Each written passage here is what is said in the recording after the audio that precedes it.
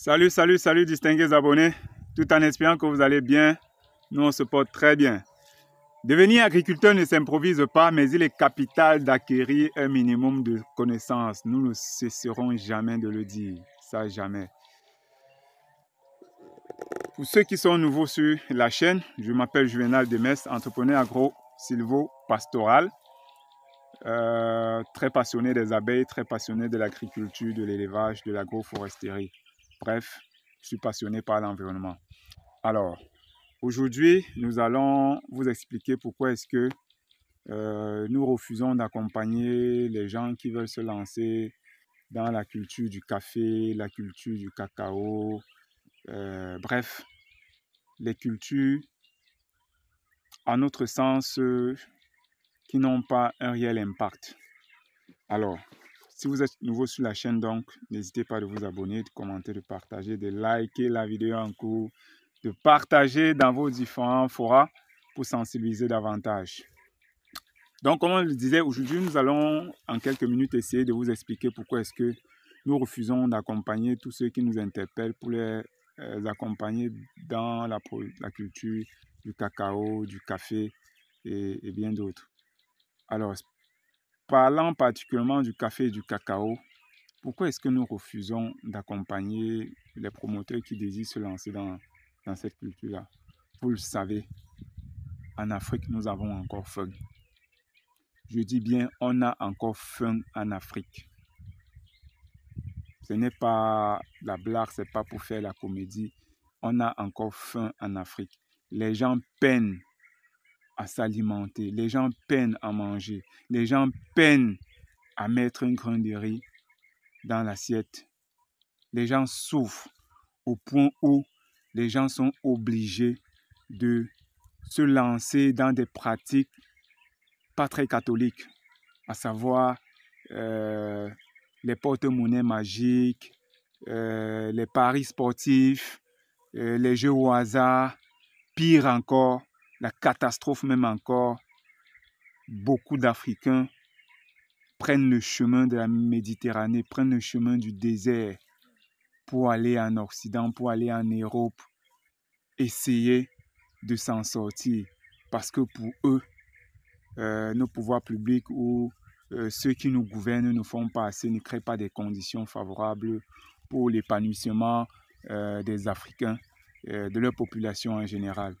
Donc, ils trouvent plus facile de prendre le risque de mettre sa vie en jeu pour gagner l'Europe ou l'Occident. Tout ceci pourquoi? Parce que les gens ont faim, les gens ne parviennent pas à survivre, les gens ne parviennent pas à prendre en charge leur famille, leurs frères et sœurs, leurs enfants, leurs parents. Ce n'est pas évident. Alors, au vu de ce constat, il est donc urgent que les Africains se mettent à produire. Moi, je dis souvent lors des formations, des conférences, qu'on ne produit pratiquement rien au Cameroun. Pour ceux qui sont au Cameroun, dans la sous-région CEMAC. Quand je dis on ne produit rien, ça veut dire par rapport à la population, par rapport aux milliards, chaque année ou chaque fin d'année, vous allez écouter, on a dépensé 20 milliards pour importer le poisson. On a dépensé tel nombre de milliards pour importer le riz. On a dépensé. Pourtant, le continent africain a 60% des terres arables de la planète. Ça veut dire, peu importe ce qu'on veut planter, on va planter. On peut planter, on doit planter et ça va produire. Et ça va produire. Alors, concernant particulièrement le café et le cacao, nous le savons tous, le café et le cacao, ça a été toujours la culture du colon. C'est avec ça qu'on nous a colonisés. C'est avec ça qu'on nous a mis en esclavage. Jusqu'aujourd'hui, beaucoup produisent encore cela. Le pire, ce n'est même pas la culture en elle-même. La véritable problématique dans la culture du cacao et du café, c'est qu'on ne transforme, on va dire quoi, ce qu'on transforme au niveau local est pratiquement insignifiant. Non seulement vous ne contrôlez pas le prix sur le marché. Ça veut dire, si je récolte mon régime de plantain comme celui sur lequel je suis adossé, quand j'arrive au marché, c'est celui qui achète qui va me dire à combien il va acheter. C'est pas moi qui vais lui dire, bon voilà, quand je fais l'évaluation sur 12 mois, sur 14 mois, j'ai comme ça, comme ça, comme ça. Donc, vu la taille du régime, tout ça, je pense que je peux vendre mon régime de plantain à 5 000. Non. C'est le gars qui va me dire, mais mon type, ton régime là, moi, je te l'achète à 1 000 francs. C'est comme ça le cacao, c'est comme ça le café. C'est celui qui achète qui vient vous dire à combien il achète. Vous n'avez pas, vous ne voulez pas, allez, vous foutez le camp avec. Vous foutez le camp avec. Vous allez faire quoi de ça? Effectivement, parce qu'on ne transforme pas grand-chose chez nous. Où sont les industries? Où sont les industries? On ne transforme rien. Le jour où on veut bien vous flatter d'aller encore bien produire, on va dire, OK, on va lancer un programme de financement, d'accompagnement des cacaoculteurs ou des caféculteurs pour les encourager. On va faire les dons des pulvérisateurs, ainsi de suite, les dons d'engrais, les dons de produits chimiques. On vous le donne gratuitement, mes amis. Dans ces relations-là, il n'y a pas de gratuit. Il n'y a pas de don, il n'y a pas d'aide. Parce que, aujourd'hui, c'est qu'on va voir, on va dire, OK, il y a une enveloppe de 20 milliards, on a acheté des équipements, des intrants chimiques, tout ça, on va partager aux cacaoculteurs.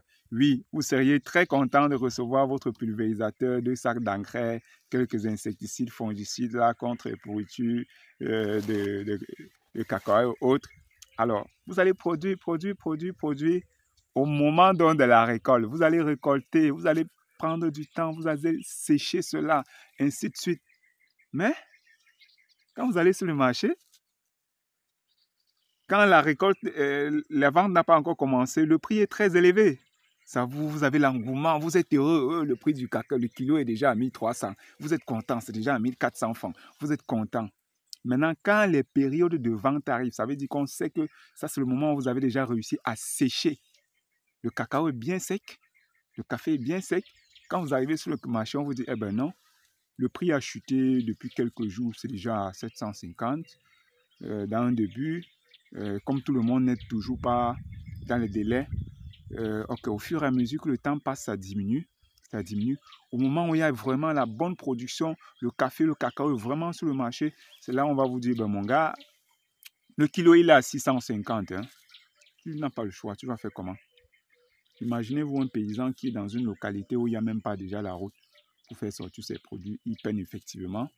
Quand il réussit à faire sortir ses produits, on lui dit le kilo à 500. Il est voici en pleine ville ou dans un point de collecte d'achat du café cacao. On lui dit voilà, il a ça avec ça, des kilos. Il va porter ses kilos ou voir ses tonnes rentrer encore avec. Non, il ne peut pas. Il n'a pas le choix. Il donne ça comme ça. Il rentre avec les nerfs, la tension. Il part d'abord s'asseoir là, il boit bien les bières. Bien même. Il est vexé, mais il ne peut pas faire autrement. Il se lève, il rentre. Et le processus commence. Il commence à rembourser les dettes qu'il a prises pour faire ci, pour entretenir. Bref, tout ça pour dire quoi, c'est que nous ne voulons pas accompagner les gens à investir dans quelque chose que, sur le coup, le producteur lui-même ne peut pas consommer. Moi, me voici au champ. Dans quelques mois, en rentrant du champ, j'ai un régime de plantain. Je m'en vais à la maison, ma femme, mes enfants, mes parents, mes frères et sœurs mangent et on est content. Ça veut dire, quand je rentre avec un régime le lendemain, je ne suis plus stressé parce qu'il faut rationner à la maison ou parce que je dois aller sur le marché. Si je vais visiter mes parents, je dois aller sur le marché, les acheter ci, les acheter ça. Non! En rentrant là, mais comment? Je coupe les régimes, je récolte du pois cajan, je récolte du moringa, j'ai les avocatiers greffés, je récolte. Et oui, ça fait du sac, ça fait du bio, ça fait du naturel. C'est déjà même une fierté de produire soi-même. Et le consommer personnellement chez soi, ça vaut plus que de l'or. Alors, comment est-ce que vous voulez qu'on vous accompagne sur des produits qui ne peuvent pas non seulement vous aider, mais aider votre prochain? Parce que le cacao qu'on va vendre là, la plupart, quand je dis bien la plupart, je ne parle pas, faisons la différence avec les quelques startups ou les quelques structures qui réussissent à moudre un peu le café pour nous faire, du café, comme le café au cacao, etc. Tout ça, bref. le pourcentage est très faible par rapport à ce qui est importé, par rapport à ce qu'on envoie à l'extérieur. C'est très faible.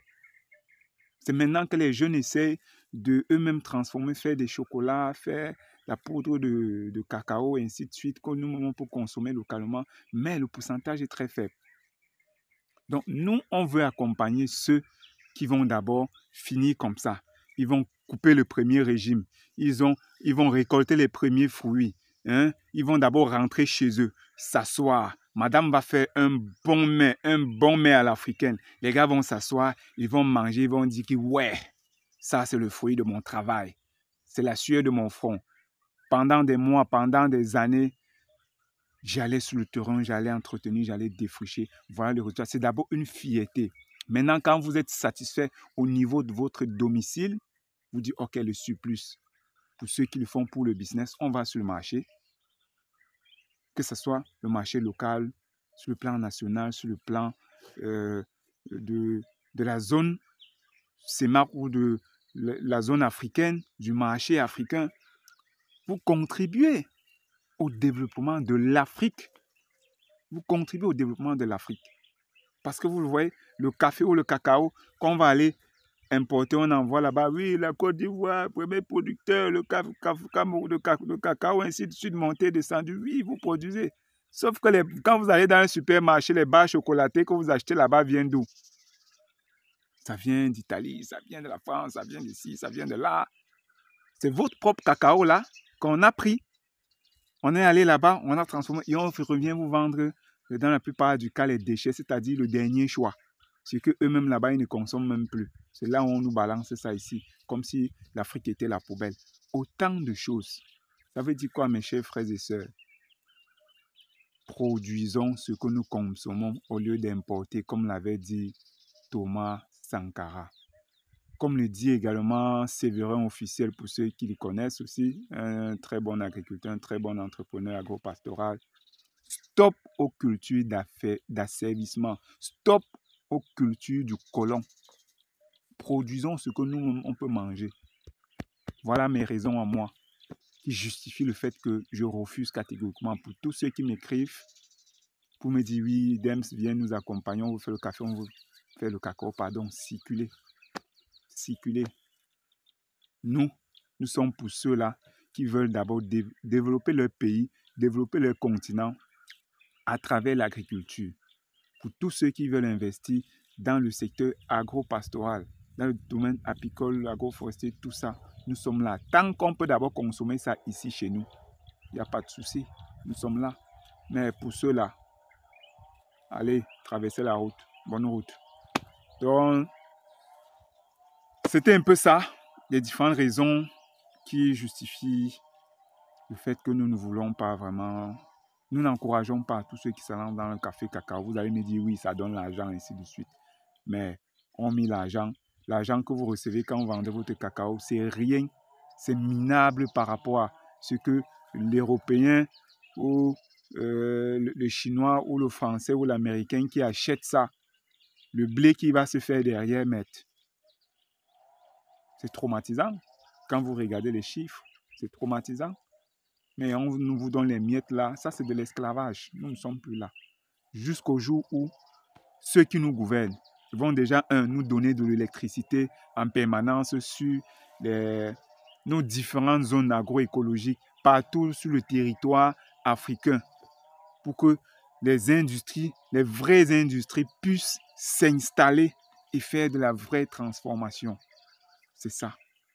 Donc, n'hésitez pas à vous abonner, commenter, partagez la vidéo pour sensibiliser davantage.